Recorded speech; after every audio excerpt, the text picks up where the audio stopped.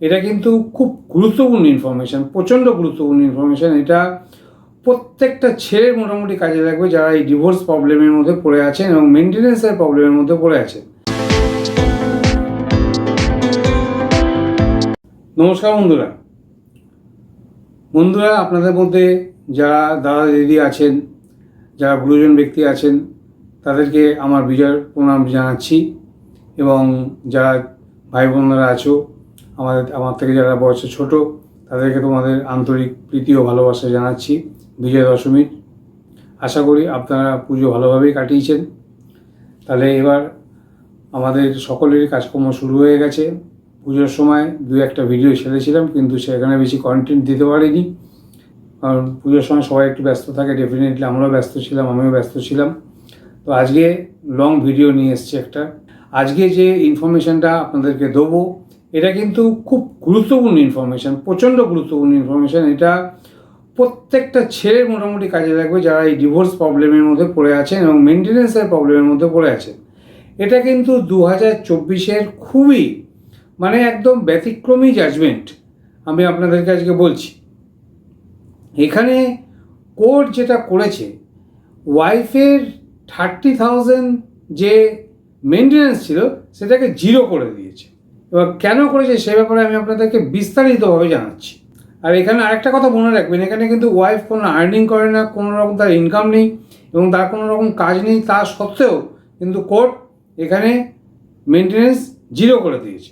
দেখুন, আজকাল যখন বিয়ে থা হয়, ডেফিনেটলি বউ ঘরে আসে এবং সব বই যে খারাপ হবে তার কোনো ব্যাপার নেই। অনেক ভালো বউ আছে ডেফিনেটলি, কিন্তু অনেক বউ এসে নানা রকম অশান্তির সৃষ্টি করে। আমাদের অ্যাডভোকেটরা প্রচুর কেস লড়ে, সেখান থেকে আমি অনেক ইনফরমেশান পাই এবং আমার আরও বিভিন্ন সোর্স আছে ইনফরমেশান পাওয়ার, সেখান থেকে ইনফরমেশান পাই। আপনাদেরকে আমি একটা জাজমেন্ট অনুযায়ী কথা বলছি, আর জাজমেন্টটা ভালো করে শুনুন যে কেন এখানে ওয়াইফের মেনটেন্যান্স 30,000 থেকে 0 করে দেওয়া হয়েছে। আর ভিডিওটা শুরু করার আগে আমি দু একটা কথা বলে রাখছি আপনাদেরকে। আজকালকার যে বিয়ে থা হয় সেটা মেয়েদের বাপের বাড়ি, সব মেয়েদের না, প্রায় মেয়েদের বাপের বাড়ি থেকে মোটামুটি একটা মাইন্ড কনসেপ্ট করে দেওয়া হয় যে তুই আর তোর বর থাকবি, বা বন্ধুবান্ধবরা এরকম বলে দেয় যে তুই আর তোর বর থাকবি, তুই আর তোর বরের মধ্যে যেন কেউ না আসে, কোনো রকম যেন অশান্তি না হয়, তোমরা দুজনে সুন্দরভাবে সংসার কাটাবে এবং তুই আর তোর বর কিন্তু ডেফিনেটলি আলাদা থাকবি। কিন্তু দেখুন, ছেলে মেয়েদেরকে খাইয়ে পড়িয়ে পড়াশুনো শিখিয়ে ছেলে মেয়েদেরকে বাবা মা বড় করে, কিন্তু ছেলেরা বিয়ে করার পরেই যদি ওয়াইফ এরকম আলাদা হতে চায় যে আমি যারা বয়োজ্যেষ্ঠ আছে, শ্বশুর শাশুড়ি, তাদেরকে দেখতে পারবো না, তাদেরকে কোনো রকম সহযোগিতা করবো না, তাদের কোনো রকম সেবা করবো না, তাদের ঠিকমতো খেতে দেবো না, এরকম যদি নানা রকম কথা বলে, তাদের সঙ্গে দিন রাতে যদি ঝগড়া করে, তা ডেফিনেটলি কিন্তু একটা কেসের ব্যাপারে চলেই যায় এবং সেখানে ওয়াইফরা মেনটেন্যান্সে কেস করে এবং ভালো একটা মেনটেন্যান্স কিন্তু ওয়াইফরা পায়। কিন্তু এখানেও সেই ঘটনাটা ঘটেছে। ব্যাপারটা হচ্ছে কি, যে স্বামী স্ত্রীর মধ্যে মোটামুটি ঝামেলা চলতেই থাকে। স্বামীর যে মা ছিল এবং স্বামীর মায়ের সঙ্গে স্বামীর দিদাও বাস করতো মেনলি, কিন্তু এই দুজনের সঙ্গে বউয়ের প্রচণ্ড অশান্তি হয়, প্রচণ্ড কোনো রকম অশান্তি হয় এবং তারপরে ওয়াইফ কী করে, একটা মেনটেন্যান্সের কেস করে দেয়, CRPC 125 একটা কেস করে দেয় এবং নানা রকম অ্যালিগেশন যারা ফ্যামিলিতে ছিল তাদের উপর লাগায়, রিলেটিভসদের উপর লাগায় যে আমাদেরকে ডাউরি ডিম্যান্ড, টাকা পয়সা চাওয়া হয়েছে, আমার সঙ্গে টর্চার করা হয়েছে, এরকম নানা রকম অ্যালিগেশন লাগায় এবং তার সঙ্গে কিন্তু CRPC 125 কেস করে দেয় মেনটেন্যান্সের জন্য। এবার আপনারা তো সাধারণভাবে জানেনই, মোটামুটি লোয়ার কোর্ট বা ডিস্ট্রিক্ট কোর্ট যেগুলো থাকে, লোয়ার কোর্টে যখন মামলা চলে ডেফিনেটলি একটা মেনটেন্যান্স ঘোষণা হয়েই যায়। তো এখানে মেনটেন্যান্সটা, ওয়াইফের মেনটেন্যান্স হয়েছিল 30,000 টাকা এবং ওয়াইফের সঙ্গে যে বাচ্চা ছিল সেই বাচ্চার মেনটেন্যান্স হচ্ছে 15,000 টাকা। তো এত যখন মেনটেন্যান্স হচ্ছে, ডেফিনেটলি স্বামী তখন অ্যাপিল করে হাইকোর্টে। ডেফিনেটলি হাইকোর্টে অ্যাপিল করার পরে সেখানে ওয়াইফও তার কথাবার্তা বলে যে এই ব্যাপার ঘটনা ঘটেছে আমার সঙ্গে, এরকম টর্চার, এরকম ডাউরি ডিমান্ড করা হয়েছে।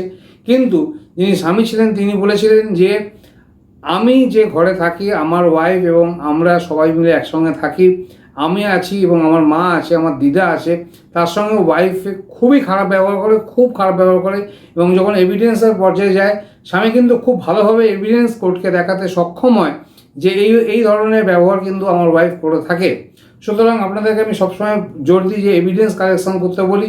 এভিডেন্স কীভাবে কালেকশন করবেন সেটা আপনারা আমার সঙ্গে লিগাল ডিসকাশন করে জানতে পারেন। আপনাদের যদি এভিডেন্স কালেকশন করতে অসুবিধা, ডেফিনেটলি আমি আপনাদেরকে বলে দেবো এভিডেন্স কীভাবে কালেকশন করবেন।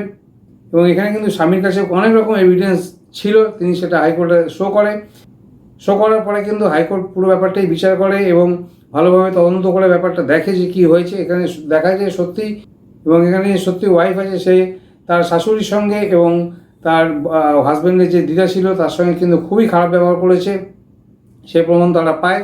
এবং এই গ্রাউন্ডে এই কারণে যে ওয়াইফ ঘর ছেড়ে চলে যাবে এবং চলে গিয়ে মেনটেনেন্স চাইবে, এটা কখনোই হতে পারে না, এটা কিন্তু হাইকোর্ট জানায়। এবং ব্যাপারটা হচ্ছে কি যে সিআরপিসি 125 অনুযায়ী মেনটেনেন্স চাওয়া যেতে পারে, এটা তো শিওর, কিন্তু সিআরপিসি সাবসেকশন 4 একটা কথা বলা আছে, যদি বিনা কারণে যদি ওয়াইফ শ্বশুরবাড়ি ছেড়ে চলে যায় তাহলে কিন্তু তিনি কোনো রকম মেনটেনেন্স পাওয়ার কিন্তু কোনো অধিকারী তিনি হন না।